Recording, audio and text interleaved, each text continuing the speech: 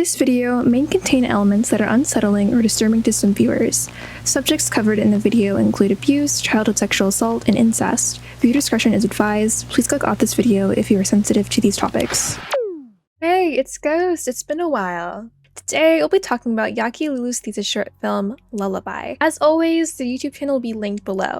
They have a total of 4 animations that are definitely worth checking out. I sent this video to a friend. I just wanted to see what he thought about it. I don't know, guys. He's really smart. I thought his input could help the script or something. Instead, I got asked if I was okay. No, I'm not. But anyways, this was their thesis animation. According to one of their tweets, this animation depicts a nightmare world where the main character does not move, only the background moves. I think this is really interesting because of the nature of the film and the trauma the main character endures. This visual choice could symbolize her sense of being stuck. Trauma often creates a feeling that time stops, not for the world, but for you.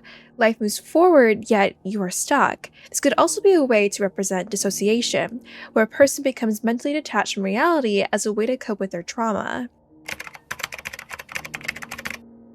In the first segment, we're opened up to an eerie, dark world filled with muted colors. It is very reminiscent of works such as Little Nightmares or Frambo. If this animation is your vibe, I highly recommend checking those indie games out. You will not be disappointed, I promise. We see a little girl sitting in a chair. She's looking towards her vanity mirror, yet, unsettling, her reflection is facing away from her. In fact, in every reflective surface, she is facing the other way. You can see this on the mirror on the wall and even the TV. It has only been a couple seconds, but we can tell something is definitely off here. The title then fades onto the screen. The Japanese text, Madaromi, translates to dozing off or an in-between state of being awake and asleep. I think this segment represents the main character undergoing dissociation and maybe even repressing memories. A mirror's reflection represents the truth. She doesn't want to face herself. Then, as time creeps by, her reflection snaps around and we finally see her.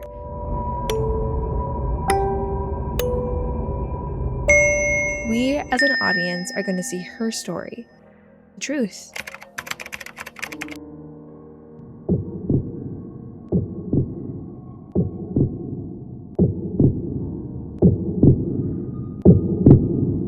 The second segment falls into the genre of body horror. We are shown 3 fetuses fused together along with a heartbeat. Something truly sinister is going on.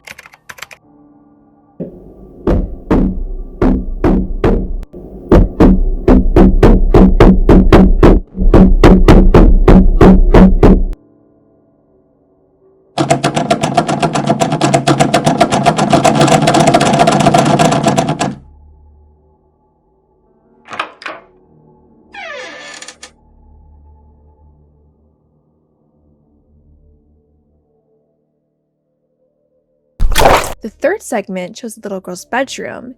She's curled up in a fetal position, holding her teddy for comfort, all while someone is relentlessly banging to come in. Unfortunately, a flesh-like monster floods in. At this moment, it is unclear who that creature is. Is it a stranger, someone she knows, a family member? However, on Twitter, when the creator posts the scene, they captioned it, "Dad." I'm telling you! This is why you always gotta check the creator's socials. Some creators will confirm certain things. In this case, they have even posted additional artwork about this character. Don't worry, we'll talk more about that later. There are several different theories that are being discussed in the comments. However, at this point, I lean more towards the idea that the main character, the child, experienced sexual trauma from her father. And the segment before that represented her fetus when she got pregnant. If you look closely, the mirror shattered and you can see the small girl's reflection. When a door is relentlessly shaken, this disturbance could be what caused the mirror to break in the first place. To me, this suggests that her father has done this many times before. With that said, her reflection in the shattered mirror could also be telling the viewers that she herself feels broken.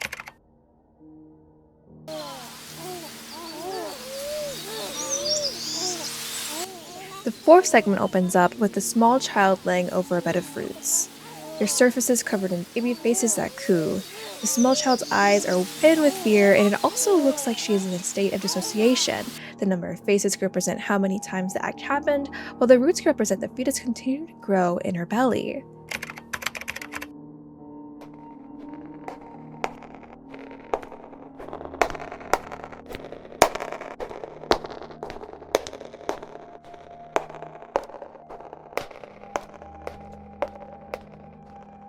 In the fifth segment, we see the small girl covering her face as a nurse walks by.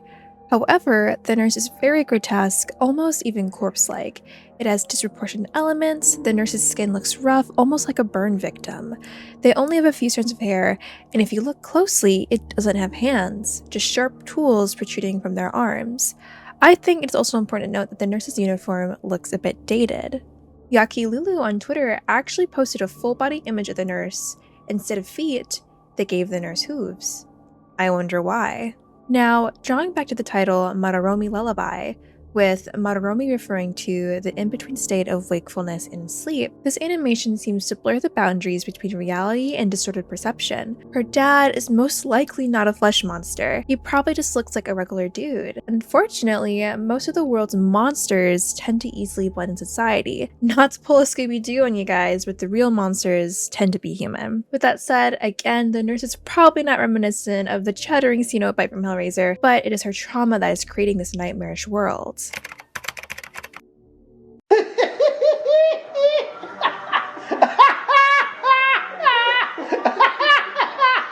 In the sixth segment, we see a frog that is dissected and pinned on display. Beside the frog, the girl is pinned as well. All while this is happening, the frog is laughing. At the hospital, the child is most likely getting examined. She must feel like she's being put on display for everyone to see. The laughing from the frog could represent all the shame she feels. At the same time, the dissection imagery could serve as a metaphor for a C-section. I would also like to point out the religious imagery here. I am not gonna lie to you guys, this took an embarrassing amount of time for me to see the similarities. Not even kidding, maybe like the 14th viewing I caught on to this. Look how the small girl is pinned, and the parallels it has to Jesus Christ's crucifixion. Much like Christ, who suffered despite his innocence, the young girl endured an unimaginable amount of pain without having done anything to deserve it. I am not a religious person, nor did I grow up with the church, or if you feel like I'm completely off or wrong, I would love to hear what you guys have to say.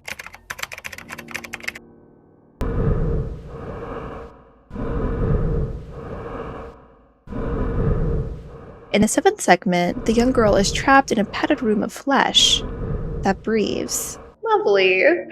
Padded rooms are often associated with psychiatric hospitals. I think this scene represents her mental state. As you guys can see, she is no longer holding on to her teddy bear. At this point, I would like to show you guys an additional art piece that Yaki Lulu has done. Now, this is taking Toy Story to a whole new level. This drawing shows the same teddy bear we see throughout the animation, clutching a wooden sword while bravely protecting the young girl from a spider-like monster. It captures just how important teddy bear is to her. It is not just a toy, but a friend. It embodies comfort and safety. To distract herself from reality, she would probably daydream scenarios like this to cope with her surroundings. Up until now, she is shown holding the teddy bear as a source of comfort. However, as you can see, she is no longer holding onto the bear.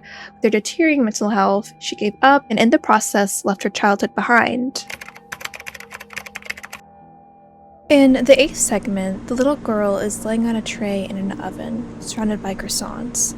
Through the oven window, leech-like creatures peer in. Here, the artist appears to be illustrating a well-known euphemism, a bun in the oven, a metaphor for pregnancy. If you look closely, the leeches are wearing bonnets. Those creatures are likely representing the midwives or nurses helping her deliver the baby. In the scene, as time progresses, her abdomen expands and then pops. Here is another image that the creator posted on Twitter. Again, we see these leech-like creatures. It looks like they're reading her a bedtime story. I would like to highlight the multiple moths we see throughout the illustration. In multiple different cultures, moths are seen as an omen of death. In the last scene, we hear a haunting yet comforting lullaby sung in Spanish. And for copyright reasons, while I show you the video, I am going to be saying the English version, brought to you by this lovely commenter below. But without further ado, the last segment. Good night, my love. Sleep under the roses, with your hands in a cross above your heart. That tomorrow with God, you will wake up. And in that last scene, we see the little girl lying on a bed and we watch her slowly wither away. So, what did you guys think? Please comment below what you thought, or your theories. Did I miss anything? Let's be honest, probably. I believe in the last scene, she did pass away during labor. In her last moments, her mother was singing softly to comfort her. There is a possibility that her child survives. That last image we see is the newborn in this nightmarish world. As you guys know, things are not what they seem. Although the newborn looks like this, to us, it could be a perfectly healthy baby. I want to bring light to this comment right here. Things like these disturb the comfort and comfort disturbed. Given the comment section, both groups of people are here watching this film today. I believe they're referencing a famous quote.